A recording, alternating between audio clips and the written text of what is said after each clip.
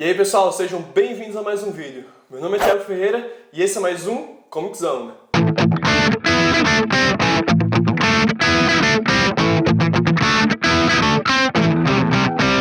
Então, para começar o vídeo, esse mês vocês vão ver, eu comprei umas coisas bem diferentes. E a primeira delas foi essa aqui, Capitão Tsubasa número 1, em chinês. Semana passada eu tava passeando no Chinatown e daí eu passei por uma banquinha de mangás, todos por R$1,50, mangás velhos, muita coisa que eu não conhecia e tudo em chinês. Mas aí eu bati o olho nesse mangá aqui e falei, pô, vou comprar, por que não, né? Mas por curiosidade mesmo, porque eu queria ver como é a qualidade dos mangás produzidos na China, né? E cara, fiquei positivamente surpreso com isso aqui. Como vocês podem ver, tem um dust cover, né? O formato é idêntico ao formato dos mangás japoneses. A qualidade do papel também é excelente, idêntico aos mangás japoneses, e a impressão também é muito boa. Então eu peguei isso aqui pensando que ia ser uma porcaria, como tudo que vem da China.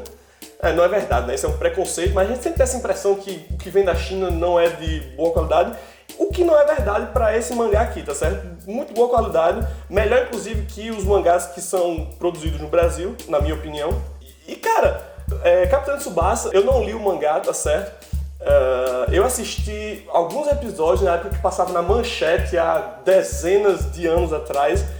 E essa aqui não é a série original, tá certo? Essa aqui eu me informei na internet. É uma série que se chama World Youth, a juventude do mundo. E é a sequência, tá certo? Da primeira série do Capitão Tsubasa, quando ele finalmente realiza o seu sonho de vir jogar no Brasil. Então, cara, esse mangá, mesmo que eu não entenda porra nenhuma, mas é muito bom porque você vê o Oliver com a camisa do São Paulo, tá certo? Jogando contra o Flamengo e cara, é excelente. Então, porra, que isso sirva de lição pra vocês, que enquanto vocês estão aí pagando pau pra timezinho da Europa, Barcelona, Real, o cara tá aqui valorizando o esporte nacional brasileiro, tá certo? Fazendo com que o Tsubasa, o sonho do Tsubasa era vir jogar no Brasil, cara, porra! Então eu espero que isso sirva de lição pra vocês, parem de ficar puxando saco de gringo. E tá aí, Capitão Tsubasa número 1, ótima aquisição. Em seguida, outra coisa bizarra que eu comprei esse mês, tá certo? Comprei puramente pra satisfazer a minha curiosidade mórbida, tá certo? É isso aqui, Saint Seiya, Santia Show, da editora Kurokawa. Como vocês podem ver, é mais um spin-off do Saint Seiya. E eu comprei, cara, porque eu achei a capa muito bizarra. É tipo um cavaleiro de Pegasus travequinho. É uma menina aqui vestindo o que eu achava ser a armadura de Pegasus. Então eu comprei imediatamente, apesar de não ser fanzaço de Cavaleiros do Zodíaco, né? Eu apenas, enquanto criança, vivia a febre, né? Cavaleiros do Zodíaco nos anos 90. Mas fiquei bastante curioso para saber do que diabos isso aqui se tratava. E cara, é um shoujo quase, né? Apesar de ter toda a pancadaria que se espera de um título dos Cavaleiros do Zodíaco, e conta a história da Shoko, que é uma estudante colegial cuja irmã está fora de casa há 5 anos. A irmã foi estudar numa instituição que se chama Graad, que é encabeçada pela Saori Kido, né? Então, um certo dia, ela descobre que a Saori Kido tá vindo para sua escola fazer uma visita. Eu não me recordo muito bem qual é o motivo da visita, e ela decide que vai falar com ela pessoalmente para saber por onde anda a sua irmã, né? Então, nas grandes coincidências mangazísticas, né, as lacaias de uma tal de deusa Ares aparecem na escola no dia da visita da Atena e decidem que a Shoko possui o corpo perfeito para receber a alma da deusa Ares, né? E daí quem aparece? A Kyoko, né? A irmã da Shoko, que vem resgatá-la e tá vestindo a armadura do... Cara, parece até piada, né? Mas tá vestindo a armadura do pequeno cavalo. Eu não sei se é a tradução francesa, né? Mas era a armadura do Petit Cheval, a armadura do pequeno cavalo, a armadura de cavalinho. Ela está vestindo lá e vem resgatar a sua irmã, né? Então descobre-se que ela tá trabalhando diretamente para a deusa Atena agora e virou o que eles chamam de uma Sântia. Como vocês podem se recordar da série original, uma mulher não pode se tornar um cavaleiro, no caso uma amazona. Para isso ela tem que renunciar completamente à sua feminilidade. Mas aqui nessa nova série eles inventaram que sim, uma mulher pode se tornar uma cavaleira, né? Uma Sântia, que é o feminino, né, de Saint, que é cavaleiro no original, né? Uma mulher pode sim se tornar uma Sântia se ela estiver trabalhando diretamente para a deusa Atena, né? Que é o caso da Kyoko. Então ela é uma Sântia do pequeno cavalo. E como Sântia, ela não é obrigada a renunciar a sua feminilidade, né? Ela pode continuar sendo uma mulherzinha e ser uma cavaleira, né? Então, cara, a premissa até é interessante, mas evidentemente eu não vou continuar comprando isso aqui, né? Conhecendo o público brasileiro, eu acredito que isso aqui não vai demorar a chegar por essas bandas, mas eu honestamente recomendo que vocês não gastem seu dinheiro, o dinheiro de vocês com isso aqui não. Essa edição daqui, como eu falei antes, é da editora Kurokawa, tem todas as frescurinhas dos mangás franceses, né? E ele não é escrito pelo Masamu Kurumada, né? Que é o autor original dos Cavaleiros do Zodíaco. Ele é escrito por uma tal de Shimaki Kuori, né? É um spin-off e custou $10. O preço de capa dele é €7,65, mas aqui no Canadá chegou por $10. Então é isso, Sântia Show número 1.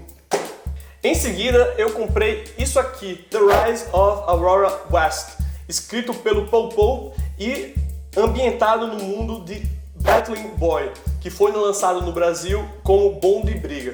The Rise of Aurora West conta a história de Aurora West, que é a filha do Hagar West, né, que nós vimos no Battling Boy, e conta a história dela, o treinamento junto com o pai dela. Ela é um aprendiz de herói e mostra ela tentando desvendar o mistério por trás da morte da mãe. Então, cara, muito bom. Essa edição aqui custou em torno de $10. Ela é da editora First Second, então tá aqui The Rise of Aurora West.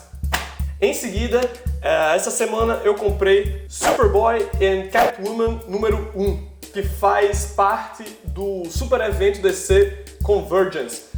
Não há muito tempo, a DC anunciou a sua mudança de Nova York para Califórnia para ficar mais próximo da Warner.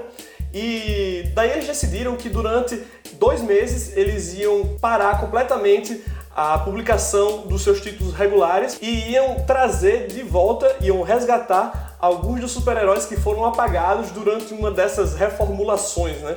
E 2 desses personagens são o Superboy e a Catwoman, que foram apagados depois do 0 hora, né? Cara, como eu lia muito isso aqui quando era moleque, eu adorava esse Superboy aqui. E a Catwoman me ajudou bastante, né? Naquela época pré-banda larga, né? Acesso limitado a revistas de entretenimento adulto, masculino. Aí, então, eu lembro desses títulos aqui com bastante nostalgia. E, cara, muito bacana. Como vocês podem ver aqui na capa, tem uma explicação um pouco vaga do que é o Convergence. Então, eu não sei muito bem, porque é uma história meio complicada, né? Sempre que são esses grandes eventos, os caras inventam todo um blá blá, então me corrijam aí se eu estiver falando besteira, mas tem a ver com o Brainiac. Ele fechou várias cidades de diferentes linhas temporais da DC. Ele fechou essas cidades em domos, e daí ele abriu os domos ao mesmo tempo, mas acontece que apenas uma cidade pode sobreviver, todas as outras vão desaparecer. Alguma coisa do tipo.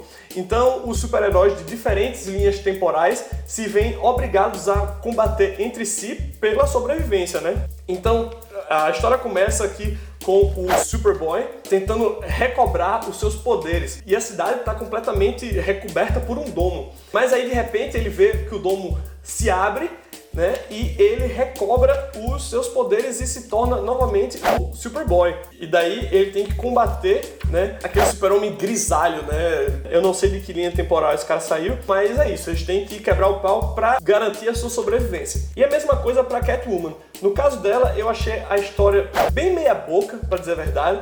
O Superboy até me surpreendeu, a história era bem legal, mas para Catwoman nada demais, tá certo?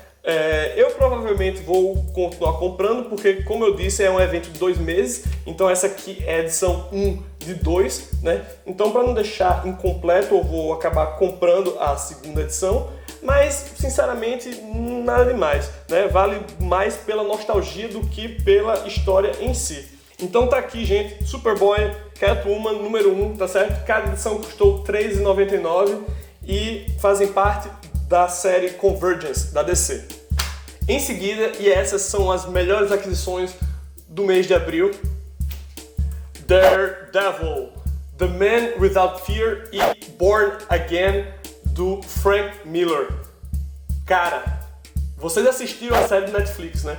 Então não preciso nem explicar pra vocês porque eu fui atrás disso aqui. A série é sensacional e ela é baseada em sua maioria nesse quadrinho aqui, The Man Without Fear, lançado no Brasil como O Homem Sem Medo, tá certo? No Brasil, Born Again foi lançado como A Queda de Murdoch, que eu acho uma tradução muito boa, inclusive o título melhor do que Nascido Novamente. Eu sinto que ela reflete um pouco melhor o sentimento que você tem lendo essa revista, porque você vê o Murdoch no seu pior estado, né? Simplesmente devastado pelo rei do crime. E eu não vou entrar muito nos detalhes porque eu pretendo fazer um episódio especial Daredevil, apresentando para vocês as melhores histórias do Demolidor, não apenas falando desses 2 títulos aqui, mas de alguns outros, tá certo?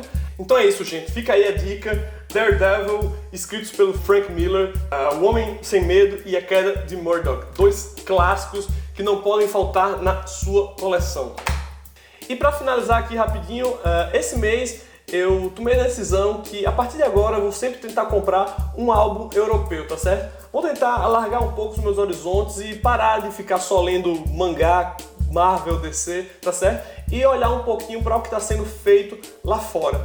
Então eu comecei comprando esse álbum aqui, que se chama Gung-Ho, né? É o volume 1, se chama Ovelhas Negras, né? Brebis Galeuses em francês, tá certo? Essa série aqui está prevista em 5 volumes. E cara, é simplesmente excelente. O álbum é em francês, mas ele é escrito e desenhado por uma dupla alemã, o Von Kummant e o Von Eckartsberg. Desculpem, eu não falo alemão. E cara, a qualidade do material é excelente. Como vocês podem ver, é um grande formato, tá certo? Capa dura. Normalmente os álbuns franceses são sempre nesse formato um pouco maior, com capa dura. Tem 80 páginas. E a arte é uma das coisas mais lindas que eu já vi atualmente. Parece aquelas concept art de jogo de videogame, sabe? Simplesmente incrível, né? Eu compraria só pelo desenho, mas a história também é excepcional.